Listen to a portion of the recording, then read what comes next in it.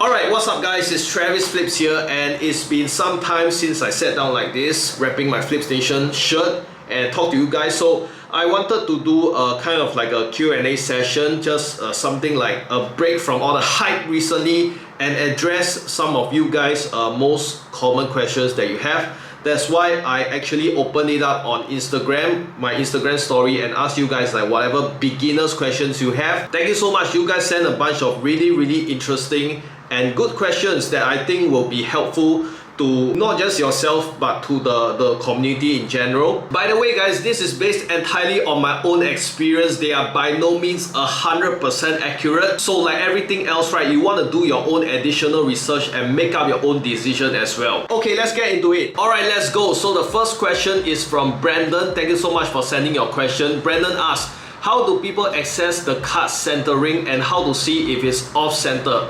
So the main truth is that people just eye power, okay, eye power. This is what majority of collectors do, because as laymen we don't really have the advanced technology or microscope. There might be minority people who want to scrutinize until very serious, right? Like they need to scrutinize, oh well, it must be this, but I don't do that. I don't see the need to do that. I've sent cards to PSA. In fact, my first ever submission, I sent cards just based on eye power, the eye test, and all got back 10 or exactly what I predicted. I don't really see the need to scrutinize and be so strict about things. I mean, if you are, fair play to you, but it is pretty accurate. So the eye test, what we mean by this, with experience, right, as you see more cards, you will get more used to it, you will be more accurate in your predictions. But for the purpose of this video, right, let's take for example PSA grading. They are not super strict. That PSA, a Gem Mint 10 card, right, they are not super strict on the centering. It doesn't have to be very accurate, like 50%. If you take a look at PSA official website, they are actually more lenient on the centering. So actually many of the questions you guys asked, right, I would direct you to spend some time to read on the official website. So it says over here, the image must be centered on the card with a tolerance not to exceed approximately 55/45 to 60/40% on the front, and check this out, on the reverse, meaning the back, it can even be 75/25 on the back. So PSA is not so strict on this. That's why the eye test still works, and you can still fairly, that's why you see live stream, right, like immediately if you see Pop Breakers or whoever or myself pull a card, immediately we take a look at the card and we can tell, oh, whether this passes PSA 9 or passes PSA 10 standard. So it's still fairly accurate to determine in that sense. How to access the centering and to see whether it's off center? I'm gonna use some of my cards, alright? So pretty quickly you can see, alright? So let's take for example this Mew, right? If you take a look at the left and right, even by eye power, eye test, you can see that quite clearly that the left side is thicker than the right side. So this one is quite iffy. I don't know whether this will pass PSA 10 standards. If you ask me, I think it will lean towards a 9 to be safe. Like if you take a look at this is a PSA Gem Mint 10. Take a look at the borders. Take a look at the top, bottom, left and right. You can see it's pretty much perfect. That's why we only want to send, if you want really PSA 10, right, you want to send the borders are pretty much perfect one. So you see even this one only got a Gem Mint 9, but the borders are even better than the Mew that I showed you just now. This is a Beckett 9.5, which is in most people's eyes is equivalent to a PSA 10. So for the centering, like this is a legit 10, even for Beckett's strict standards. So take a look at the centering for Rainbow Pikachu. You can see this is pretty much perfect. The front and the back as well. Off center is very straightforward. Like see this one. This one is pretty much, if you take a look at the left and right, we can consider it off center because technically off center just means that it's off, right? But there's actually an OC grade given by CGC. Okay, so those are very exaggerated one. Those are, you see, is all the way to one side. Like this one is almost all the way to one side already. I think I have the this one, the Neuven, the Batman. See, this one might get an OC grade. Like take a look at the left side, how fat it is, and then the left side, so just tiny. So with experience, the more card you take a look at, the better you will be at this. This is how you assess whether the card is off center. Okay, let's move on to the next question by Yu Liang with many G's. What is a good time to sell a Shining Face Charizard? Oh, we have that as well. My wife recently put congratulations, the place too. So honest answer, the longer you can hold it, especially a Zard of this caliber, high worth piece of card like Charizard is the top of the top, you want to keep it for as long as possible. With Pokemon cards, right, the longer you keep it, the higher its value will be. Simple as that. Assuming like nothing drastic happens or nothing like world changing crazy happen in the Pokemon trading card, maybe they just decide to print this VMAX Shining Face Charizard as promo, I don't know, you can bet that the value will just gradually go up. So if you're not in the rush, right, don't sell it now, just hold on to it. The place doesn't really matter. There's so many places you can sell your cards. If you're Singapore, Carousel, Facebook Marketplace, or you can just put out on your own Instagram. Next question, Xenon Chemical. Where is the most suitable place to store Pokemon cards in your room? If you have the budget, right, there's a certain type of storage for every product. Doesn't matter, single cards, graded cards, ETBs, booster boxes. So the first layer is you want to find that first layer of protection for whatever item you have. So say it's just single cards, right?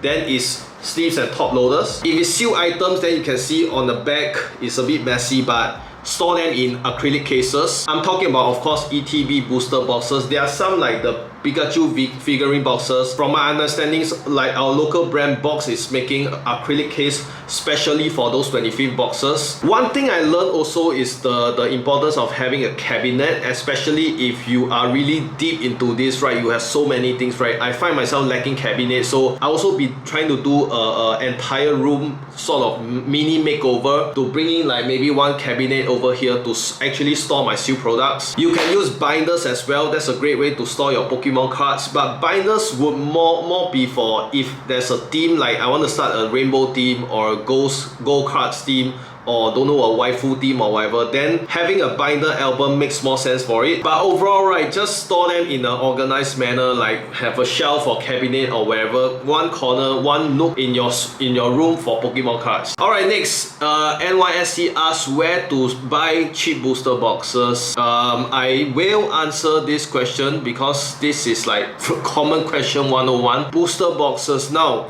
especially in Singapore, right, there's so much competition. In fact, I think right now there's a bit of price war going on everywhere. English products. If you want to talk about booster boxes, right, I don't know whether it's you are not aware of Carousel, but my general tip is this, right?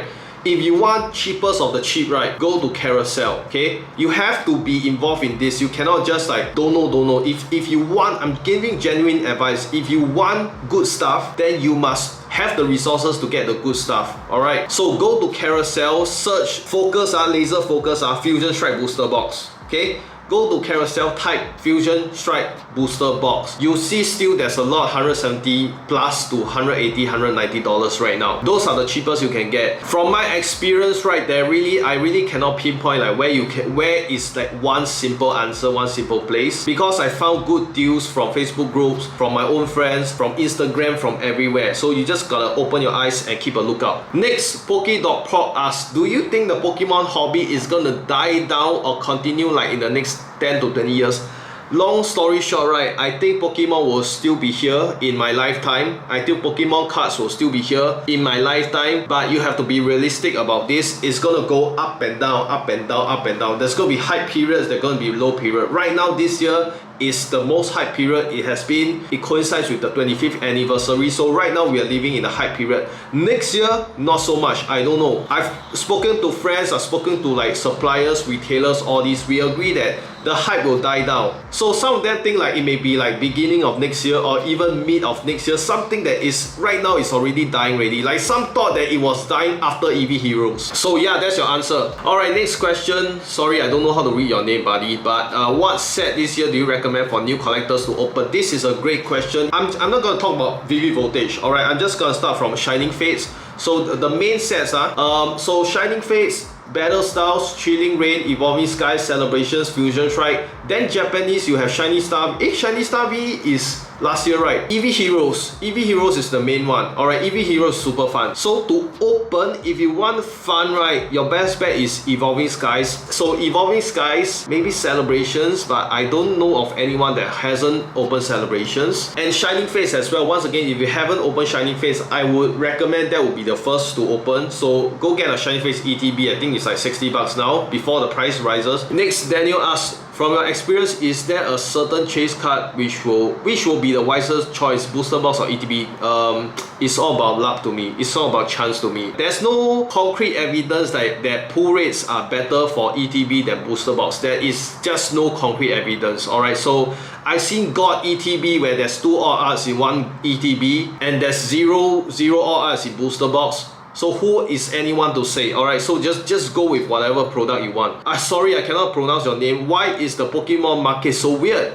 Example, in Celebrations, Magikarp, the Tapu Lele are hard to pull but not worth so much. That's a great question. I thought about this as well. Long story short, Pokemon is a popularity game. Alright, the most popular Pokemon will always be the most valuable. Like Pikachu, like Charizard, these are the top, like Mewtwo, all your Kanto. You put them in whatever set, they'll be the most expensive cards. Evolutions. Next, Charles asks, any good and reliable platforms to sell hits, Jenks? Please, I think I got another question, same questions.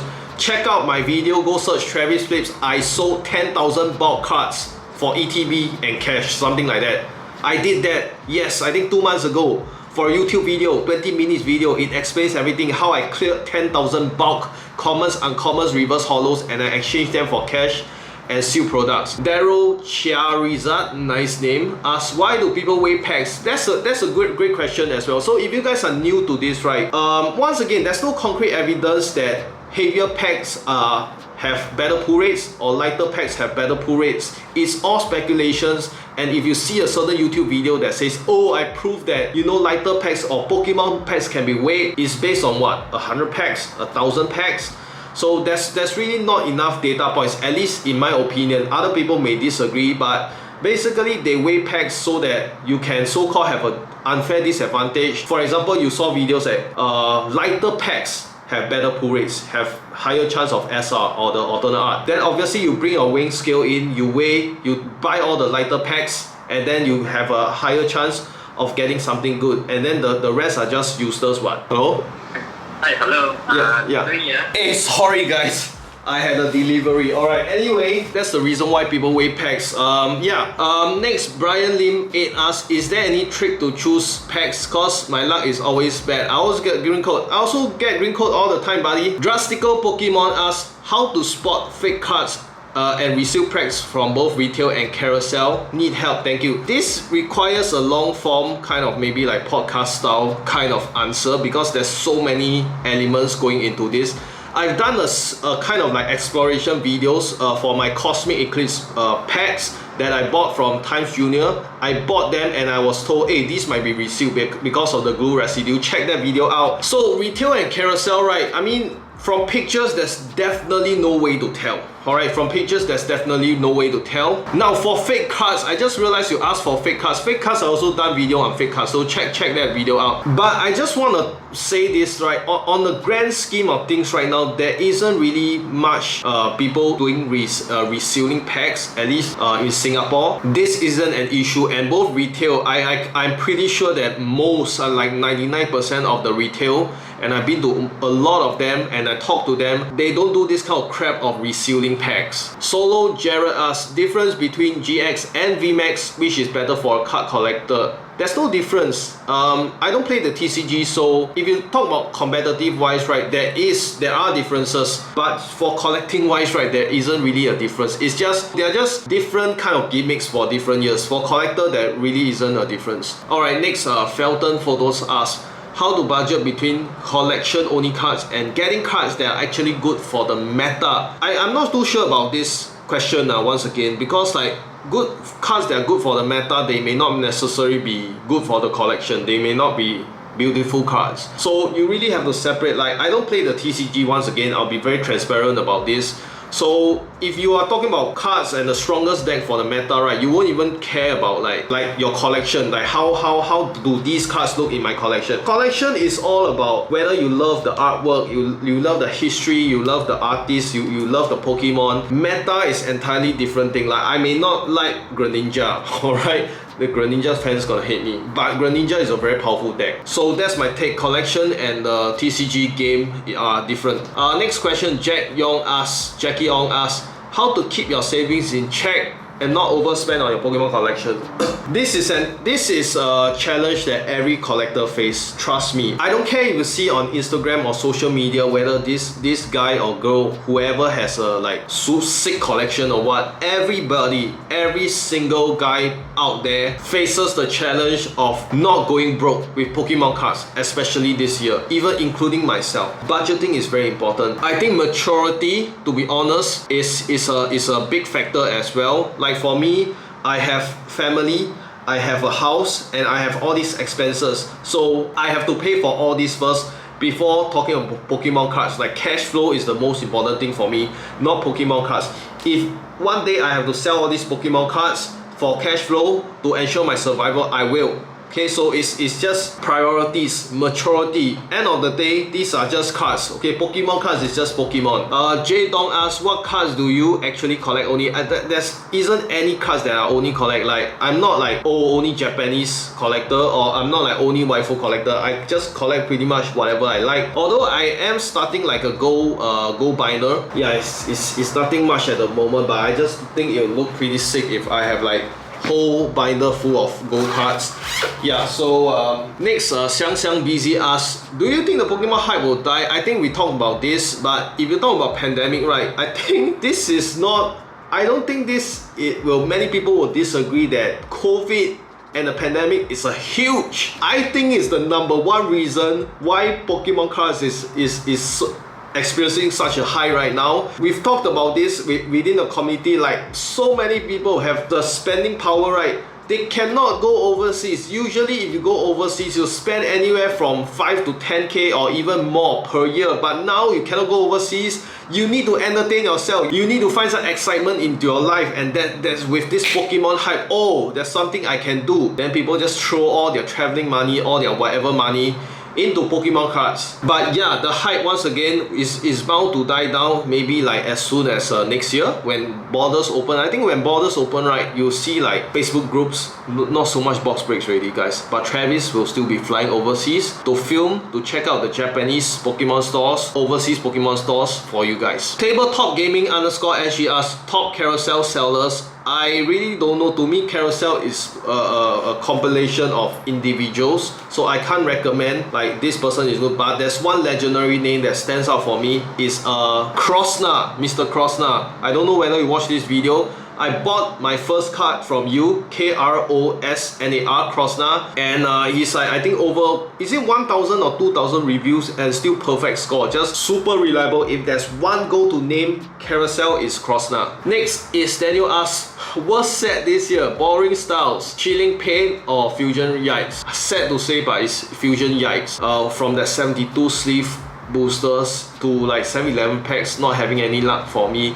Boring Styles, I put the all art in my first booster box set, that Shingle Strike Urshifu. Chilling Rain, I mean, it's a joke, right? Chilling Pain, but I still like it because there's just the Gold Snorlax, the Galarian Birds, the Blaziken, so I still enjoy it. Next, Yafei, okay, Kifei asks, from your experience, which is the best store to buy single cards? If you ask me local stores, right, I would recommend G28 because they have a huge selection. Check out TTZ1 at Hougang as well, because there are some hidden gems. There's quite a lot of binders, and I think Project EXT is pretty good, has a pretty sick selection, war games as well. Next, Ethan asks, my parents think that buying Pokemon cards is a waste of money. Do you think it's true? Yes, it is. To be very honest, it's true. Can these feed you? Can these pay the bills? They cannot. But I don't see anything wrong with them being entertainment once in a while. Play within your means. Every now and then, holiday season, Christmas gift or whatever, get a Pokemon card, get a Pokemon sealed products or what. But if you go like chasing the high and you keep on spending beyond your budget, then it's a waste of money. Ivan asks, for a beginning collector, are there any local casual groups chat that we can join. Yes, join my Flips Nation Facebook groups. Alright, the link, I'll put the image and all that here. Join my group. We have close to 400 members. Thank you so much, guys. We do everything. We chat, I update my videos, we do posts, everything. Questions, buy, sell. Join my group, Ivan. Let's go. Next, and I think this is the last question. I think it's a great way to end with this. Dexter asks, before you ventured into content creation for Pokemon, what were you doing for a living? So this year, the beginning of this year, I was still doing what I've been doing for the past 4 years, which is being an e-commerce partner, self-employed. And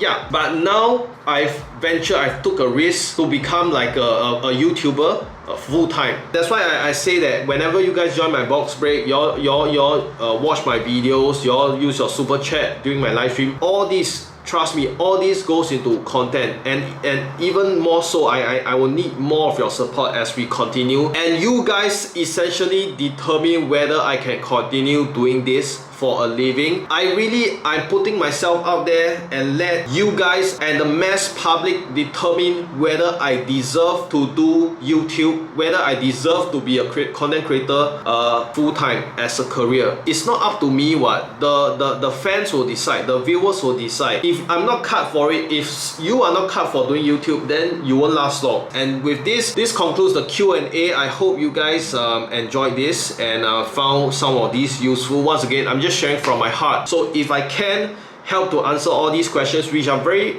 prominent questions, very common questions, and very important questions as well, I'll do my best to answer them. Alright guys, hey, leave in the comment section below what do you think of this, and if you found this useful, right, I may do more of this in the future. And by the time this video comes out, I don't know whether I hit 4K subs already. I'm pretty confident, I think I did, but still, hit the like button, hit the subscribe button. Thank you so much guys, and I'll see you in the next one. Bye.